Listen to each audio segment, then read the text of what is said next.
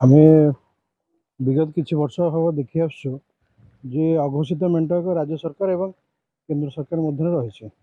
ବିଗତ ଦିନରେ ରାଜ୍ୟସଭାରେ ବିଲ୍ ପାସ୍ ହେଉ ବା ଅଶ୍ୱିନୀ ବୈଷ୍ଣବଙ୍କ ନିର୍ବାଚନ ହେଉ, ରାଜ୍ୟ ସରକାର ସବୁବେଳେ କେନ୍ଦ୍ର ସରକାରଙ୍କୁ ସହଯୋଗ କରି ଆସୁଛନ୍ତି। ତେଣୁ ଯଦି ମେଣ୍ଟ ହୁଏ ତାହେଲେ ଆମ ରାଜ୍ୟ ସରକାର କେନ୍ଦ୍ରର ଅନେକ ଗୁଡ଼ିଏ ଫଣ୍ଡସ୍ ପାଇବେ। ବର୍ତ୍ତମାନ ମୁଖ୍ୟ ବିରୋଧୀ ଦଳ ହେଉଛି ବିଜେପି। ମେଣ୍ଟ ହେଲେ ସେମିତି ଆଉ ବିକାଶର କାମ କିଛି ହେବ ନାହିଁ ଏବଂ କଂଗ୍ରେସ ଯେଉଁ ସ୍ଥିତିରେ ବର୍ତ୍ତମାନ ଅଛି, ବିରୋଧୀ ଦଳ ହିସାବରେ କଂଗ୍ରେସ କେବେ ଫାଇଟ୍ କରିପାରିବ ନାହିଁ। ଗତ 2 ସପ୍ତାହ ଧରି ମେଣ୍ଟ ହେବା ନେଇ କେନ୍ଦ୍ରଠୁ ରାଜ୍ୟ ପର୍ଯ୍ୟନ୍ତ ଚର୍ଚ୍ଚା ଜୋରସୋର ଚାଲିଛି, ଯାହାଫଳରେ କର୍ମୀ ଆଉ ନେତାମାନେ ସନ୍ଦେହ ଘେରରେ ଏବେ ମଧ୍ୟ ଅଛନ୍ତି। ଏପରିକି ଭୋଟର ମଧ୍ୟ ଆଶଙ୍କା ଓ ଘେରରେ ମଧ୍ୟ ରହୁଛନ୍ତି।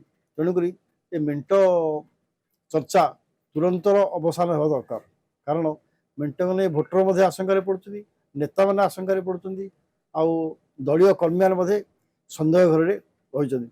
ଦେଖନ୍ତୁ, ଓଡ଼ିଶାରେ ବିଜେପି ବିଜେଡ଼ି ଭିତରେ ଯଦି ମେଣ୍ଟ ହେବ, ମୋର ଅନୁମାନ ଯାହା ବିଜେପିର ହିଁ କ୍ଷତି ହେବ। ବିଜେପି ମେଣ୍ଟରେ ବିଜେଡ଼ି ଫାଇଦା ରହିବ, ବିଜେପିର କ୍ଷତି ହେବ। ଏଣୁ ଆମ ଓଡ଼ିଶାର ଜନସାଧାରଣ ହିସାବରେ ମୁଁ କହିବି ବିଜେପି ବିଜେଡ଼ି ମେଣ୍ଟ ନ ହେବା ଭଲ। ମେଣ୍ଟ ହେଲେ ଓଡ଼ିଶାବାସୀଙ୍କ ପାଇଁ ବହୁତ ଭଲ ହେବ ନା, କାହିଁକି ରାଜ୍ୟ ଓଡ଼ିଶା ସରକାର ସବୁବେଳେ କହିକି ଆସୁଛି ଯେ କେନ୍ଦ୍ର ଅବହେଳା, ଆଉ ଯେ କହିବାର ଯେଉଁ ଢଙ୍ଗ ଥିଲା, ଶୈଳୀ ଥିଲା, ତାହା ଆଉ ରହିବନି। ଆଉ ଯାହା ସିଂହଭାଗ ଓଡ଼ିଶା ରାଜ୍ୟ ପାଇବା କଥା ତାହା କେନ୍ଦ୍ରରୁ ପାଇବ ଏବଂ ଓଡ଼ିଶାବାସୀ ଉପକୃତ ହେବେ। ଆଉ